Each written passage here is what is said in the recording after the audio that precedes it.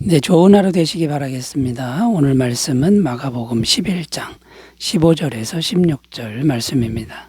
그들이 예루살렘에 들어가니라.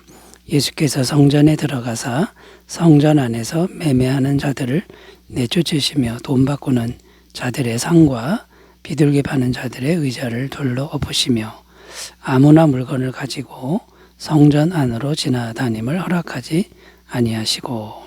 아멘. 자, 오늘 말씀의 내용을 보면 예수님이 완력을 사용하시는 장면이 기록되어 있습니다. 좀처럼 보기 드문 그런 모습이죠. 예수님이 완력을 사용하시는 것은 거의 찾아볼 수가 없는데요. 어떻게 완력을 행사하셨냐면 성전 안에 있는 장사꾼들을 쫓아내시고 또 환전상들의 상을 둘러보셨다. 이렇게 기록하고 있습니다.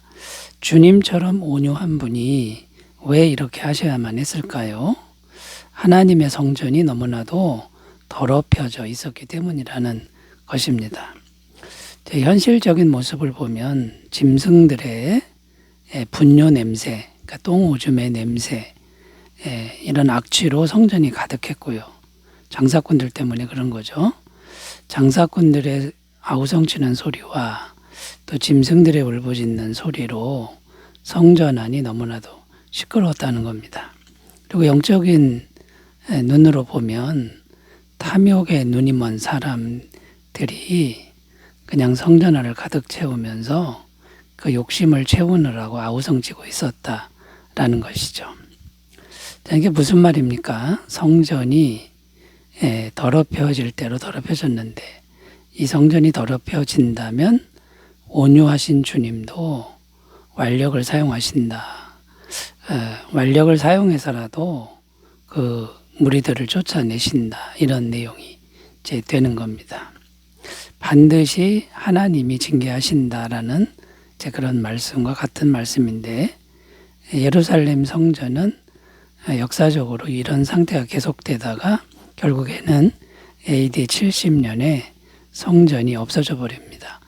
그 의리의리한 성전이 다 무너져 버리고 돌 위에 돌 하나도 남지 않는 그런 상태가 되었다라는 것입니다. 자, 마찬가지로 오늘날 우리들의 교회를 생각해 보면요. 우리들의 교회도 더럽혀질 대로 더럽혀진다면 예수님이 반드시 쫓아내시는 이제 그런 일이 있을 거라는 것인데요. 자, 오늘날의 교회에서 주님이 꼭 쫓아내고 싶으신 것들은 어떤 것이 있을까요? 이런 주제로 오늘은 말씀의 은혜를 나누겠습니다. 자, 교회에서 주님이 쫓아내고 싶으신 것 첫 번째는요. 형식주의 신앙입니다. 형식주의 신앙이라는 겁니다. 마태복음 6장 1절 말씀을 읽어보면요. 사람에게 보이려고 그들 앞에서 너희 의를 행하지 않도록 주의하라. 그리하지 아니하면 하늘에 계신 너희 아버지께 상을 받지 못하느니라. 자, 이 말씀 속에 형식주의 신앙이 어떤 건지가 들어있는데요. 사람에게 보이려고 하는 신앙 행위다. 이렇게 말씀하고 있습니다. 눈에 보이는 사람에게 보이려고만 하는 신앙행위. 이게 형식주의 신앙인데 이게 왜 문제가 되냐면 사람에게만 보이려고 하면 하나님께는 상이 없다라는 것입니다. 6장 1절 끝부분에 보면 하늘에 계신 너희 아버지께 상을 받지 못하느니라. 자, 이렇게 기록하고 있습니다. 하나님께 상을 받지 못한다는 것은 어떤 의미가 되냐면 이 땅에서 이미 상 받을 거 다 받았으니까 끝난 것이다. 허무한 것이 될 뿐이다. 이런 의미가 담겨 있습니다. 요한일서 2장 17절 이 세상도 그 정욕도 지나가되 오직 하나님의 뜻을 행하는 자는 영원히 거하느니라. 자, 이 땅에서 이미 끝났기 때문에 다 지나간 것뿐입니다. 정말 허무한 것이 된다라는 거죠. 그리고 사람에게만 보이려고 하는 신앙은 영적인 능력이 없다는 겁니다.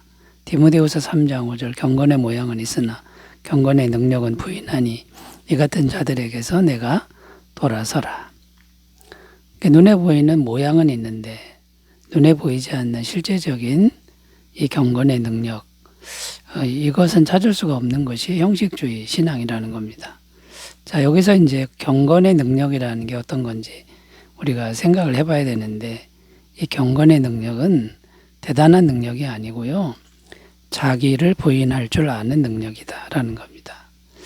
이제 자기를 부인하는 게 어떻게 능력이 되냐면, 자기를 부인하는 것은 자기 욕심, 자기 야망, 이걸 부인한다는 건데, 자기를 부인할 때 성령님이 마음에 임하실 수 있다라는 것입니다. 갈라디아서 5장 16절, 내가 이르노니 너희는 성령을 따라 행하라. 그리하면 육체의 욕심을 이루지 아니하리라. 자, 그럼 성령의 능력이 임하면 어떤 일이 일어납니까? 이제 모든 일이 주님의 능력과 주님의 은혜로 진행이 되어서 주님께 영광이 되고 모든 일에 형통하게 되는 이제 그런 일들이 일어난다라는 거죠. 자, 그런데 자기 부인이 안 되면 성령의 능력이 가로막으니까 이 육적인 열매만 계속 나타나게 된다라는 거고, 그 결국은 비참해진다라는 것입니다. 자, 주님의 성령님이 임하시면 안 되는 것도 되는 역사가 일어납니다. 스가랴 4장 6절, 그가 내게 대답하여 이르되 여호와께서 스룹바벨에게 하신 말씀이 이러하니라. 만군의 여호와께서 말씀하시되 이는 힘으로 되지 아니하며 능력으로 되지 아니하고 오직 나의 영으로 되느니라. 자, 여러분, 그러니까 경건의 능력, 이것을 우리가 추구해야 되는데, 경건의 능력이 없다 그러면 우리 신앙은 겉과 속이 다른 이중인격적인 신앙이 될 뿐이라는 것입니다. 자, 오늘날 우리 교회에서 이 형식주의 신앙, 사람에게만 보이려고 하는 이런 신앙을 우리가 잘 버리는 그런 삶이 되시길 바라겠습니다. 자, 두 번째로 가보겠습니다. 교회에서 주님이 쫓아내고 싶은 것, 두 번째는요, 세속주의 신앙이다라는 겁니다. 세속주의 신앙이다라는 것이죠. 요한일서 2장 15절 16절을 읽겠습니다. 이 세상이나 세상에 있는 것들을 사랑하지 말라.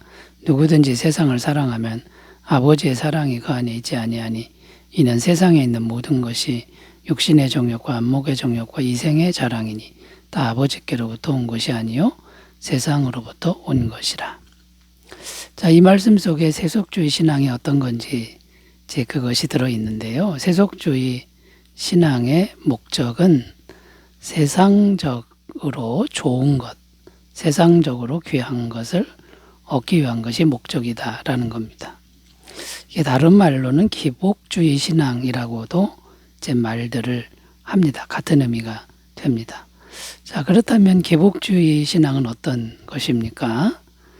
자, 기도를 하는데 하나님께 뭔가를 구하는데, 그 구하는 것이 전부 세상적인 가치들을 얻기 위한, 이제 그것만을 얻기 위한 기도가 된다 그러면 이게 기복주의가 된다라는 거죠. 쉽게 말해서 기도해서 하나님께 구해서 돈 벌고 명예 얻고 권력을 얻는, 이게 대표적인 것들이죠. 이런 것들을 목표로 해서 구한다 그러면 이게 기복주의가 된다라는 겁니다. 자, 이런 사람들의 특징은, 사고방식의 특징이 뭐냐면 돈과 명예와 권력을 얻으면 신앙이 좋은 것이다, 이렇게 생각을 하는 경향이 있습니다. 자, 그러나 이것은 바람직한 신앙의 모습이 아니다라는 것이죠. 돈과 명예와 권력을 얻었다고 해도 그것이 꼭 좋은 신앙이 아니라는 겁니다. 왜냐하면 불법을 행하는 사람들도 돈과 명예와 권력을 가진 사람들이 얼마든지 이기 때문이다라는 것이죠. 자, 그렇다면 진정한 신앙은 어떤 것입니까?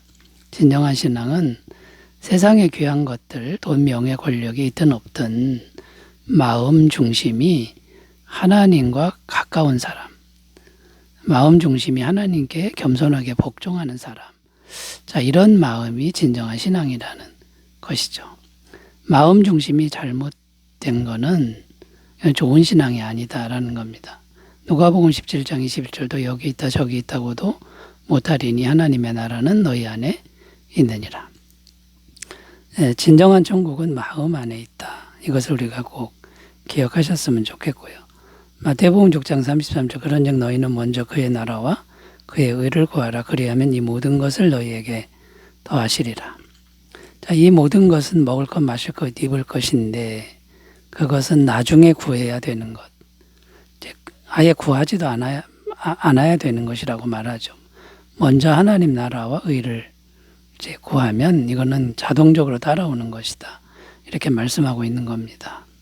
그러니까 여러분, 이 세속주의 신앙은 세상에 있는 것을 얻기 위한 이제 그런 노력이다. 그러면 진정한 신앙은 하나님의 나라, 하나님의 의를 이루는 이제 이 방향으로 가는 것인 것을 우리가 꼭 기억하셨으면 좋겠습니다.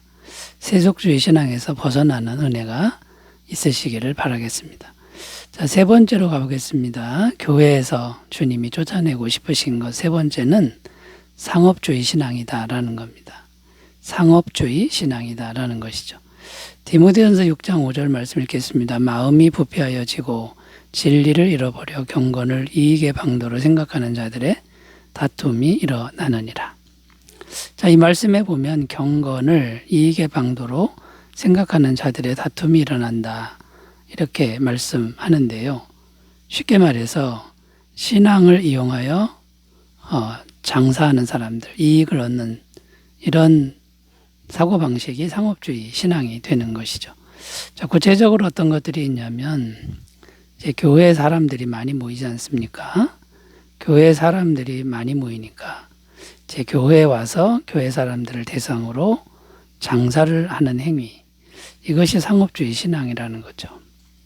이제 진실된 하나님을 믿는 신앙, 여기에는 별로 관심이 없고 사람이 많으니까 장사해서 이익을 남기려고 하는 이런 모습이 상업주의 신앙이다 라는 거죠. 예루살렘 교회의 성전이 바로 이런 모습이었다는 겁니다.